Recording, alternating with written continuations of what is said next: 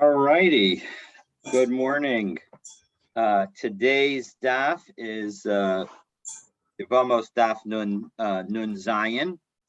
We have just learned the Mishnah on Nun Vav Amabet at the bottom of Nun Vav Amabet, and we're going to pick up with the beginning of the Gemara. But let's do a quick review of the Mishnah. The Mishnah had two opinions. The first is the Tanakama. The Tanakama says, if a widow does erison with a Kohen Gadol, so a Kohen Gadol is not allowed to marry a widow. And again, as a reminder, marriage has two steps, erison and then nisuin. Erison effectively prohibits the woman from being connected to any other man, and then nisuin connects her to her actual husband. So between erison and nisuin, you're not allowed to engage in marital relations. And then after nisuin, so then the couple is completely married and everything is wonderful. So, but of course, the Kohen Gadol is not allowed to marry an almana, and a regular Kohen is not allowed to marry a gerusha or a chalutza. A divorcee or somebody who had done chalitza.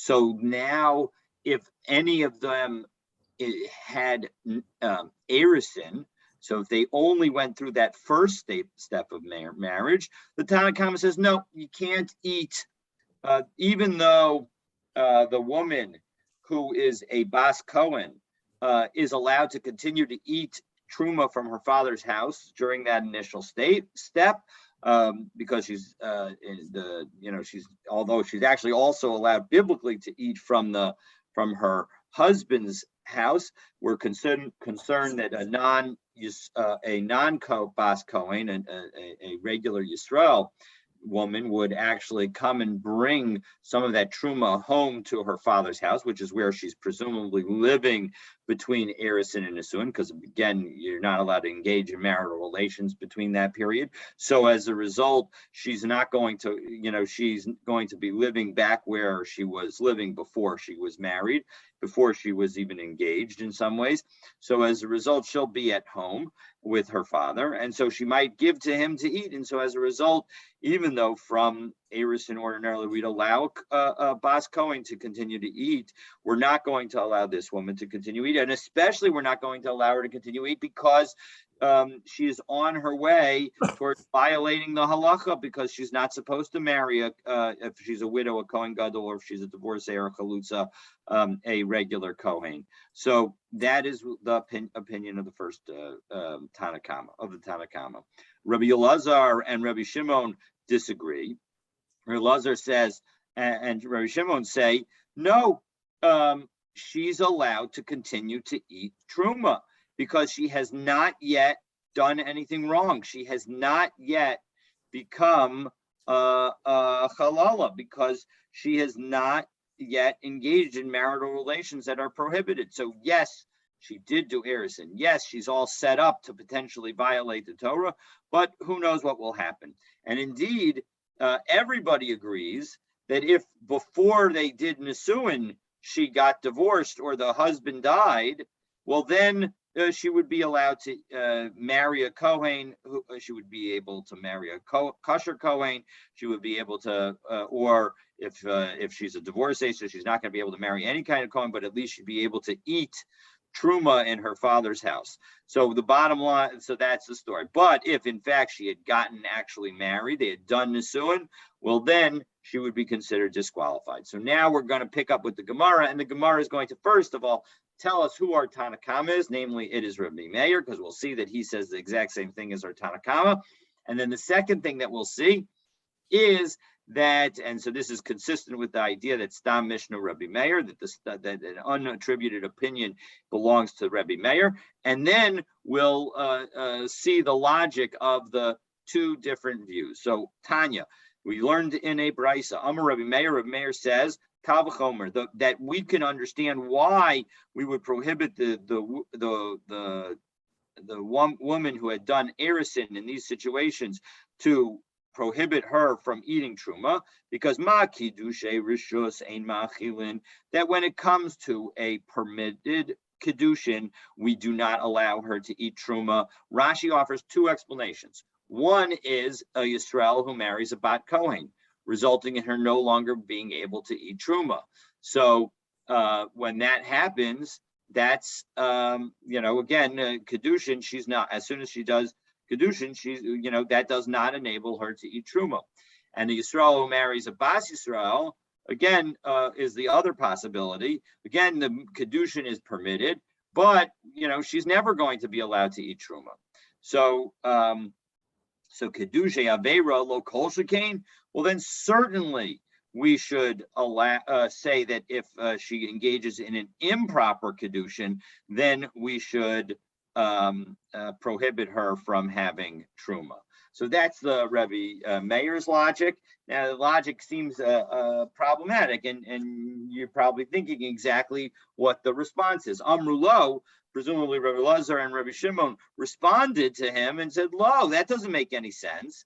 Im amart kedusha rishos. If you're talking about permissible kedushin, shekain ein lo lahacha b'makom acher." But the husband in those situations, whether it's a Yisrael who's marrying a bat kohen or a Yisrael who's marrying a bas Yisrael, doesn't make a difference. That husband never enables the wife to eat truma.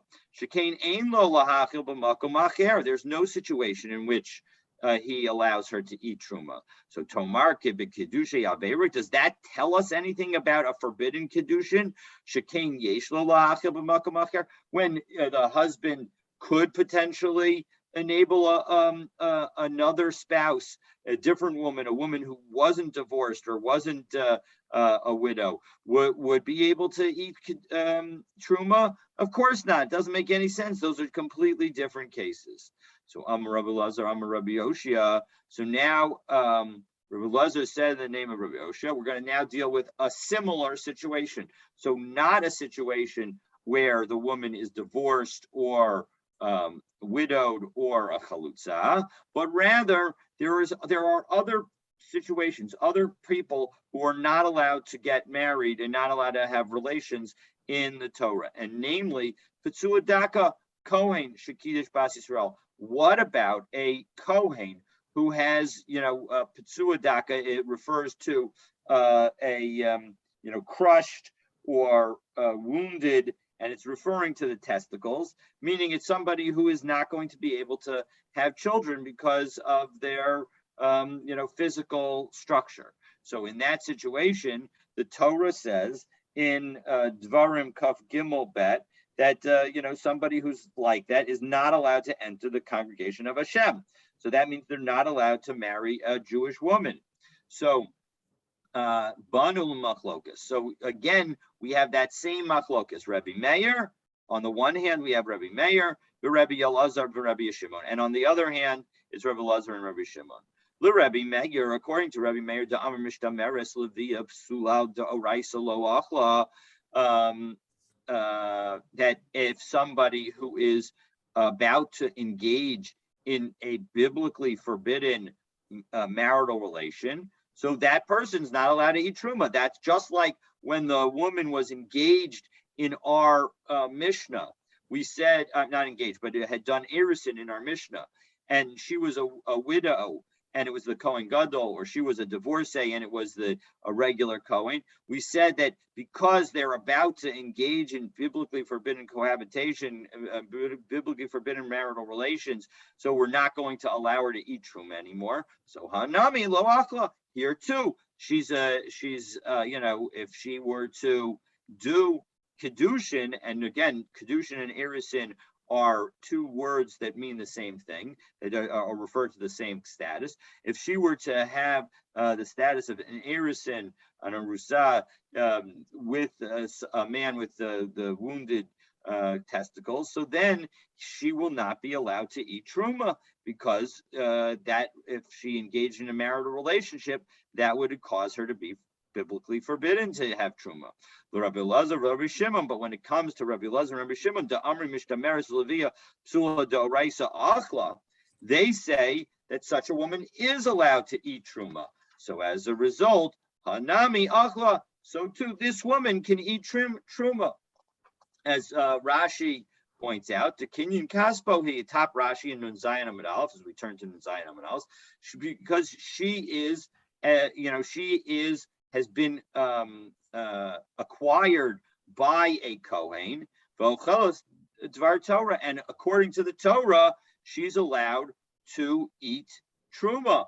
Va'ad deba'illah deshavya chalala achla. And until she has marital relations and thereby becomes a halala, she would be allowed to eat truma.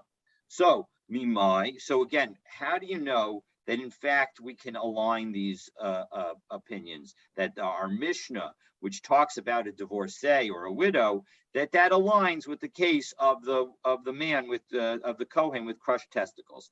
So Dilma Adkan Lo Ka'amru Rabbi Elazar Rabbi Shimon Hasam. Maybe when do Rabbi Elazar and Rabbi Shimon allow the woman who in our Mishnah has engaged in erisin to eat truma? That's only Ella Yesh Lo La'achil B'Makom Acher, where the husband has the ability to enable another woman to eat truma. But so there, where if the Kohen were to marry a widow or a never married woman, or a Kohen Gadol were to marry a never married woman, well, in those situations, the wife would be allowed to eat truma. So therefore, maybe that's why in this situation, even though it's a prohibited relationship, we will still allow the wife to eat truma.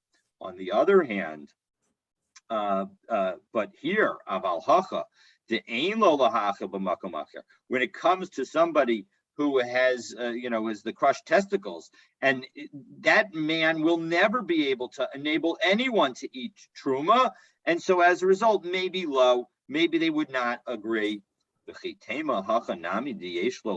if you want to say, well, there is a situation where such a person could enable somebody to eat truma, b'bas gerim, because a daughter of converts, that we say that there's a daughter of converts, maybe she is not considered part of the group that is prohibited to marry somebody with crushed testicles, because a daughter of converts, maybe she's not considered to the Kahal Hashem, because the pasuk that we cited earlier says that a person with wounded or crushed testicles is not going to be able to allow to enter the Kahal Hashem, the congregation of Hashem. So maybe she's not considered, and so as a result, she's not part of that prohibition, and therefore she would be allowed to. But Vahami by La Rabbi Yochanan and Rabbi Yoshia. But Rabbi Yochanan asked Rabbi Yoshia about this question below Pashatle, and Rabbi Yoshia did not give him an answer.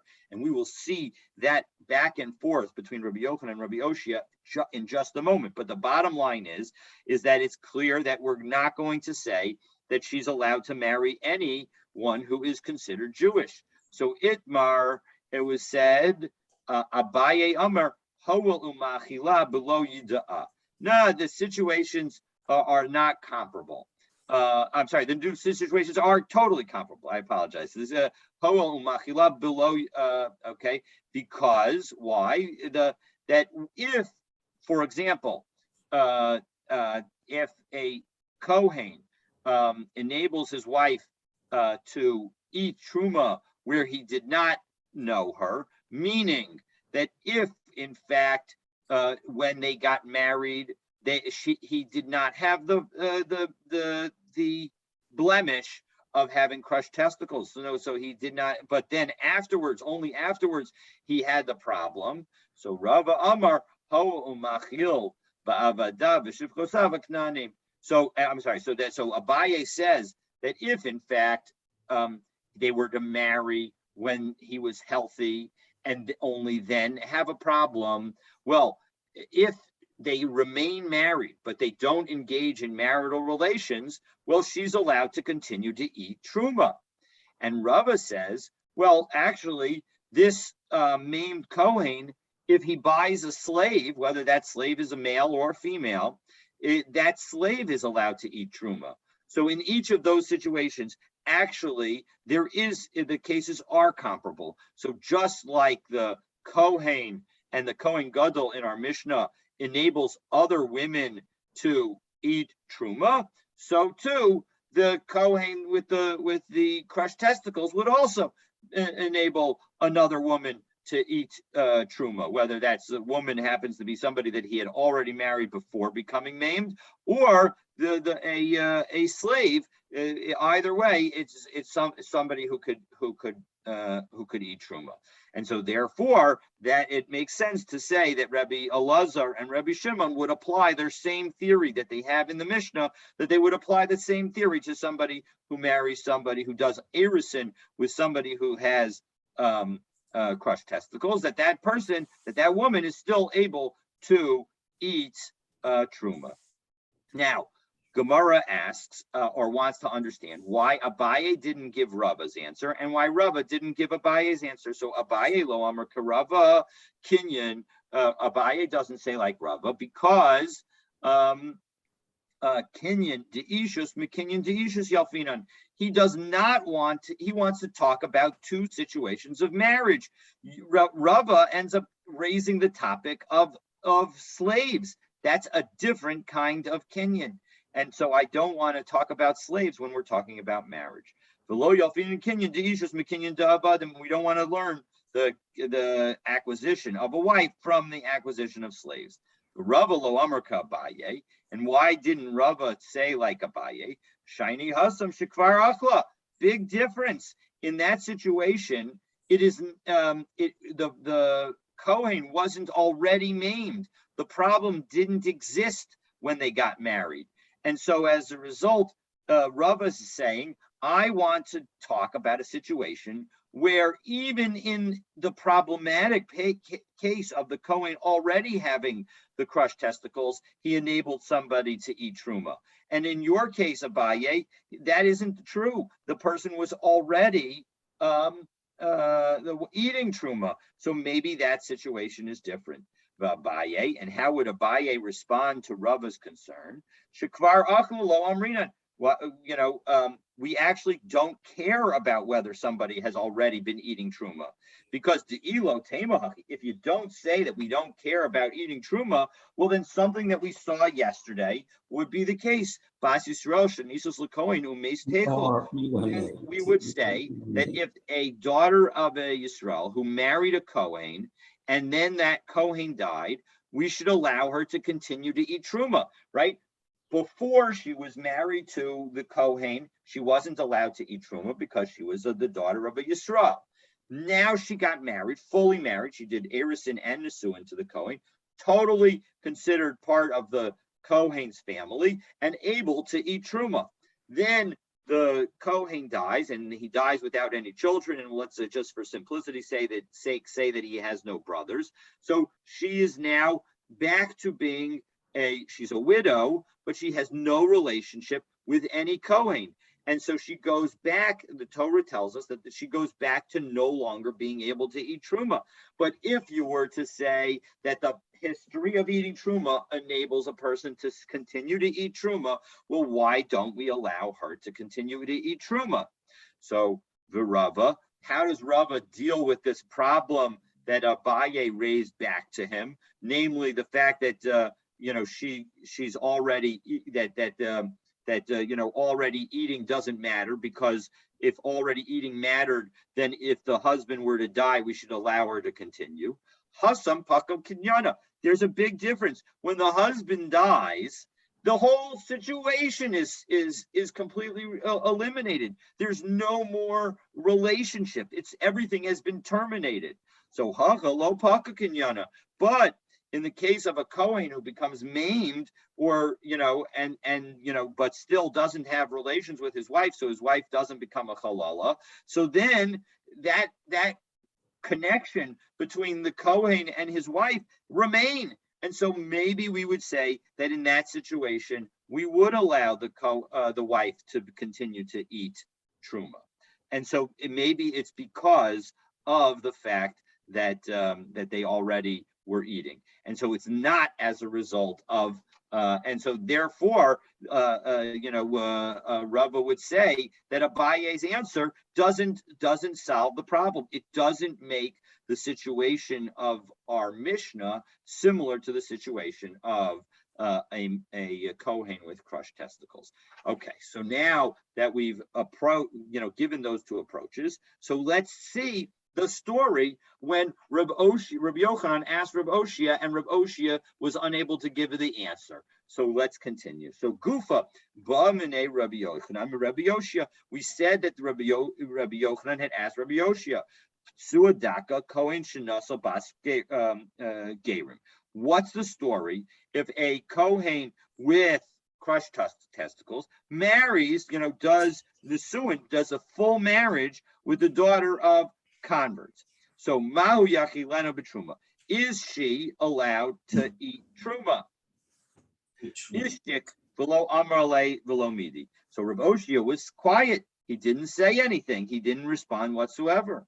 So L'sov Asagava Rabba Achrina. Now another person came and asked a question to Rabbi Oshia. Ubai Mine Milsa Achriza. And he asked something different. Upashat Lay. And Rabbi Oshia responded and gave him again an answer. Umanu, and who was this other great person? This was Reish Lakish. It was Reish Lakish. Amar Lay Rabbi Yehuda Nesiya Rabbi Oshia. So Rabbi Yehuda Nesiya said, I don't understand, Rabbi Oshia. Atu Rabbi Yochanan Lav Gavar Rabbahu. Is not Rabbi Yochanan also a great man that deserves an answer? Meaning, why didn't you respond to him? So Amar Lay de Kaboy Minai Milsa Delay Slay Prostrate. I don't have a clear answer. I don't know the answer to that question. That's why I didn't say. It's important to be modest. When you don't know the answer, don't just guess. So Laman. Now, why didn't Rabbi Oshia know the answer? Because we have a few different viewpoints regarding this question. So it must be that his view is consistent with one that is unable to answer the question.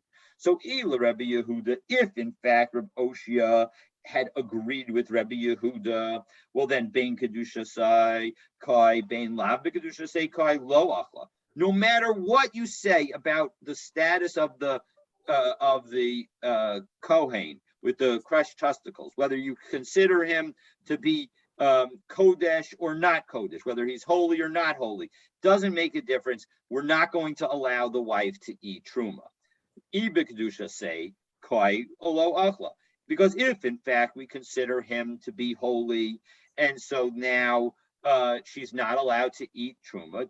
Amar mar bas ger zachar kavas chalal zachar, that the daughter of a convert is equal to the daughter of a halal, of a kohen who has been negated from kahuna, and such a daughter is again not allowed to marry a kohen, and so as a result, that is this marriage is prohibited, and so as a result, since the marriage is prohibited, the woman's not allowed to eat truma. And even if he's not considered sanctified, if he's not holy, we still won't let the wife eat truma. Kahal gerim ikre kahal, that the community of the children of converts is considered part of the congregation of Hashem, or the congregation of converts is part of the congregation of Hashem. So the congregation of Hashem is prohibited to marry somebody who has crushed testicles. So from her perspective, she's not allowed to marry him. And so therefore, no matter how you view this Kohen, the marriage between him and a Bas Ger and Bas Gerim is prohibited. And so therefore, we're not going to allow the wife to eat truma. The Ilu Rabbi Yossi. So now we have another opinion. So that was all Rabbi Yehuda's opinion. And if we say that Rabbi Oshia held like Rabbi Yossi, or that he was, or that Rabbi Yochanan was asking about the perspective of Rabbi Yossi, also it doesn't make any sense to have a question. Because because according to Rabbi Yossi, she should be able to eat truma. Why? Because b'kedusha say achla, if the kohen, even though he has the crushed testicles, is considered holy, and then Amar Af Gershon Nasak Yores Bito Kshera L'Kahuna. We say that when a child of a convert it is allowed to marry a Kohen. Now, I'll just remind us that, in fact, the convert herself is not allowed to marry a Kohen. So a Kohen is not allowed to marry somebody who she herself converted. But according to Rabbi Yossi, even the child of a convert is also allowed to marry. The child of a convert is allowed to marry a Kohen, is not subject to the prohibition, unlike Rabbi Yehuda, who said that the child of a Kohen, child of a convert, is not allowed to marry a Kohen. So and so as a result, there's nothing wrong with the marriage from the Kohen's perspective, because the Kohen is considered holy, and there's nothing wrong with his choice of wife, and so as a result, that's totally fine. The Ilav Kedusha Seikai, and if we consider him not holy, Ha'amar Kahal Gerim Lo Ikri Kahal, and we say, what do we say about the who cannot marry a Kohen, or anybody for that matter who has crushed testicles? We say that is people who are part of the congregation of Hashem.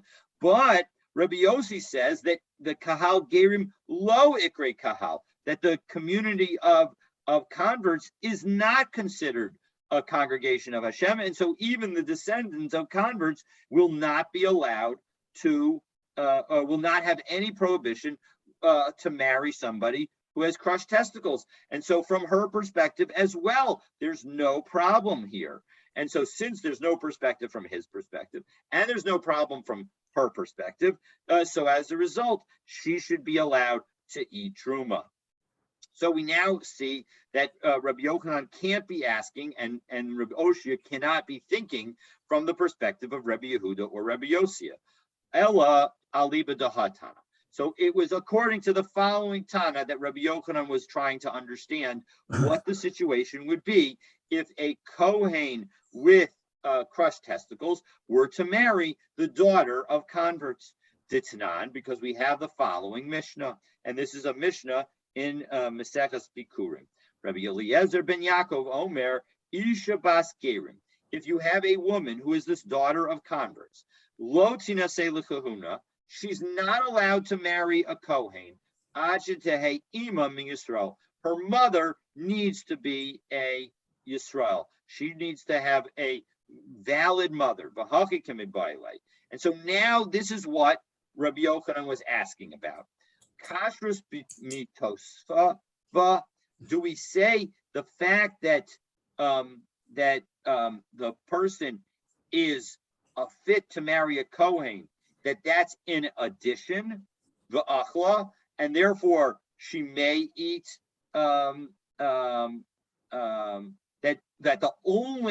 that when we say that she's fit to marry, that only the daughter of a Yisrael is fit to marry a Kohen. That means, but when it comes to her being in the congregation of Hashem, she would not be considered. So, and therefore the achla, and therefore she can eat truma, because even though she is not part of the daughters of Israel, and therefore she's not allowed to marry a Kohen. Here we'll treat this person not as a full Kohen because he has the crushed testicles, and therefore will allow her to eat truma. Odilma kedusha mitosvalava, or maybe no, she already is a member of the congregation of Hashem, and so as a result, the lo achla, she's not allowed to marry him. So the question is, do we treat, according to this Mishnah, according to Rabbi Eliezer ben Yaakov, do we treat the woman, who is a daughter of converts, as somebody who is part of the congregation of Hashem or not? And if she's not part of the congregation of Hashem, so then maybe she's allowed to marry him, and he's allowed to marry her, and therefore will allow her to eat truma. So that was the question that was being asked. Okay, so now we're going to try and answer that question. So Tashma, ki asa Rabbi Acha bar Chinana midrama, when Rabbi Acha bar Chinana came from the southern part of Israel. Asa va'aiti masnisa bidei, he came and taught a brisa with him. Minayan leftsua daka kohen shenasa bas gerim, shema achila betruma. How do I know that a kohen who has a crushed testicles and marries the daughter of converts, that daughter of converts is allowed to eat truma?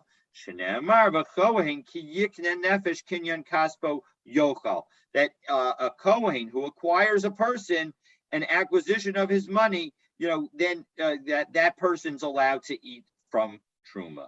So now we're going to try and understand. We don't know this answer, whether this is talking about Rabbi Yehuda's position, Rabbi Yossi's position, or is it talking about the position of Rabbi Eliezer ben Yaakov? So let's see. So Laman, according to whom is this brisa being taught? If you say it's according to Rabbi Yehuda, Ha'amar ben b'kedusha kai ben la b'kedusha kai lo achla. He says no matter what, you're not allowed. The wife is not allowed to eat truma. So that isn't the answer. It cannot be that this brisa is being taught according to Rabbi Yehuda, because this brisa comes to the opposite conclusion and says that she is allowed to eat. So ilu Rabbi Yossi lama likra. And if you want to say that it's Rabbi Yossi, we don't need a verse. Ha'amar bein b'kedusha seikai, bein la b'kedusha seikai achla. He already went through. No matter how we treat the kohen, he should be allowed. She should be allowed. His wife should be allowed to eat truma. So So it must be that when was this brisa taught? This brisa was taught according to Rabbi Eliezer ben Yaakov, and that's why the brisa needed to cite a pasuk, because the answer is not clear according to Rabbi Eliezer ben Yaakov. So we need a verse to tell us.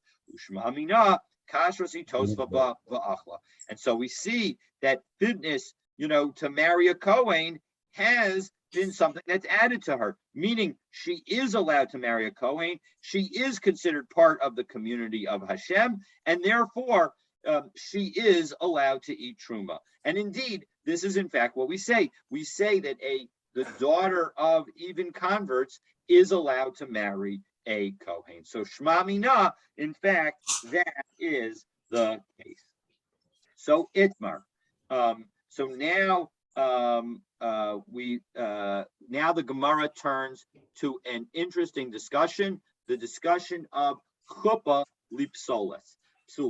This is there are several views as to what exactly this is. We're going to go according to the simple understanding that Rashi offers, and we'll do the following. If somebody engages only in chuppah and not in kedushin, what's the story? Is kedushin an absolute prerequisite to chuppah and therefore nothing's going on? Or do we say that chuppah has its own status?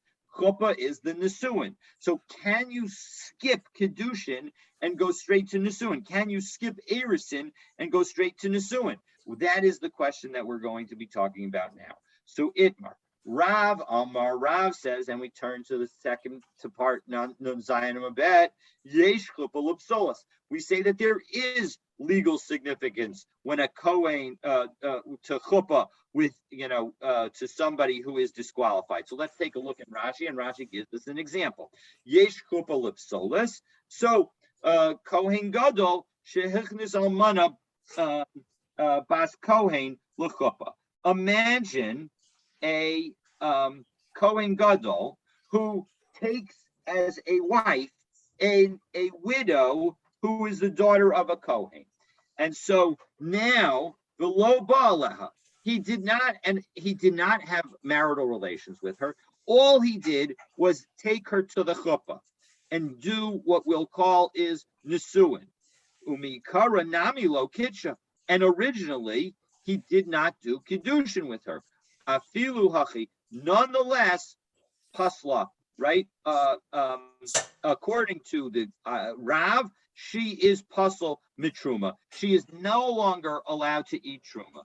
Debei nasa the chuppah kenisas be'ila damyi, that the fact that they engaged in the chuppah process, that is as if they engaged in marital relations. And so as a result, Rav says, yesh chuppah l'psolos, that even just doing the chuppah will, to a woman that the husband is not allowed to marry, will disqualify that woman from being able to eat truma. Ushmuel Amar, and Shmuel disagrees, as is often the case. Rav and Shmuel disagree, and Shmuel says, "Ein chuppah l'psolos." There is no legal significance to the chuppah. That if you don't have kedushin, then of course it's going to be a problem. So Amar Shmuel umodali Abba, and Abba is the reference that Shmuel has for Rav. Shmuel says that Rav would agree to me that there is no legal significance to a chuppah, b'tinokas pechusa mibas shalosh shanim. That if you have a woman who is under the b'yom echad, who's under the age of 3 years and a day, so she has not had her third birthday yet, hovel ve'ein la bia, since that young girl has no concept of marital relations. Marital relations mean absolutely nothing to her, and doesn't have any physical effect. Ein la chuppah, so that there can be no chuppah either. So as a result, if the man were to do chuppah, again, hard to imagine the situation, but if that young girl was disqualified from the kahuna and was and now was a for example, she was a widow and but a bas kohen, and then according to Shmuel, even Rav would agree that if you had only done chuppah, that would not cause the kohen to be considered have done something wrong, or have made her prohibited to eat truma from her father's house.